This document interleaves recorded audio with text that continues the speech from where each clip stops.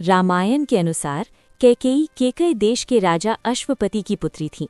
केकय देश प्राचीन भारत का एक राज्य था जो महाभारत और रामायण जैसे महाकाव्यों में वर्णित है। ये वर्तमान पाकिस्तान के पंजाब क्षेत्र में झेलम और व्यास यानी विपाशा नदियों के बीच स्थित था, जिसे आजकल के झेलम, शाहपुर और गुजरात के ज़िलों के आसपास का इलाका माना जाता है। ये गंधार के पूर्व में था और इसकी राजधानी राजगृह यानी गिरिव्रज, जिसे आधुनिक जलालपुर से जोड़ा जाता है। कैकेयी के पिता राजा अश्वपति थे और उनके भाई का नाम युधाजित था। वे अयोध्या के राजा दशरथ की अत्यंत प्रिय पत्नी थीं। देवासुर संग्राम के दौरान दशरथ के प्राण बचाने के बदले उन्हें राजा से 2 वरदान प्राप्त हुए थे, जिनका उपयोग बाद में उन्होंने राम को वनवास भेजने और भरत को राजा बनाने के लिए किया।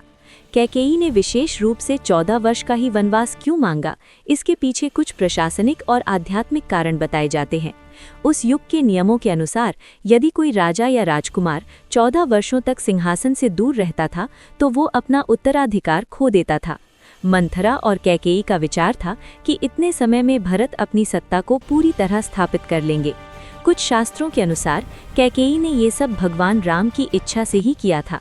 राम को रावण का वध और ऋषियों का उद्धार करना था, जिसके लिए उन्हें वन जाना आवश्यक था।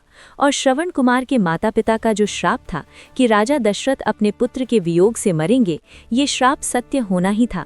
मतलब या तो पुत्र को कहीं दूर जाना होगा जैसे कि वनवास, या फिर पुत्र को मरना होगा। और माता कैकेयी राम को अपने ही पुत्र जैसा प्रेम करती थीं, इसलिए कैकेयी ने स्वयं पर बुरी माँ का कलंक लेना स्वीकार किया और प्रभु श्री राम का दिव्य उद्देश्य भी पूरा हुआ और उनके प्राण भी बच गए और राजा दशरथ को पुत्र वियोग भी हुआ।